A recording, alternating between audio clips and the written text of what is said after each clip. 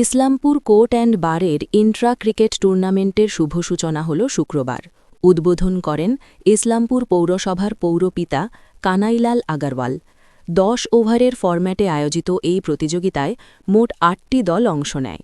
অনুষ্ঠানে উপস্থিত ছিলেন ইসলামপুর কোর্ট অ্যান্ড বারের পক্ষ থেকে এডিজে ফাস্ট ট্র্যাক 2 নীলাঞ্জন দে, এডিজে 1 প্লাবন চট্টোপাধ্যায়, সিভিল জাজ সিনিয়র ডিভিশন মৌ ঘটক মজুমদার ও এডিজে 2 বিনয় কুমার নোনিয়া সহ অন্যান্য বিশিষ্ট ব্যক্তিরা।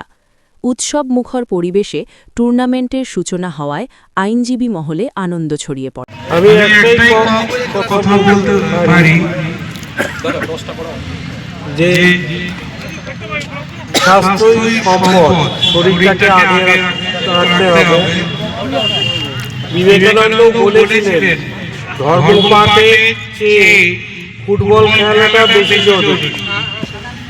তো আমার মনে হয় আমাদের প্রত্যেকের বয়স হচ্ছে ফিজিক্যাল ফিটনেস ভীষণ জরুরি।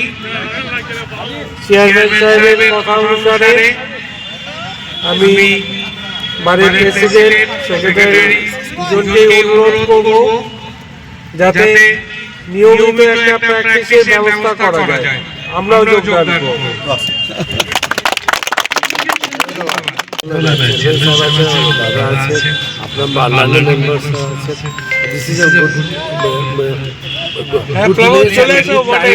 আর এটাই বলো ক্রিকেট মধ্যে রাখবেন, গেম আছে, রাগারাগি করবেন না, আপনারা একটা পিসফুল মেনটেন রাখুন। এই গেম গেম গেম গেম শেষ, we are friends, let's play game with the friend and competition।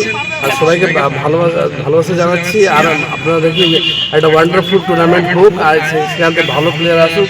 দাদারা বাকিরা বলেছেন, I think all the teams, 8 teams, I best wishes for myself and the entire team। আমরা চাই একটা ভালো উইনার হোক। Thank you.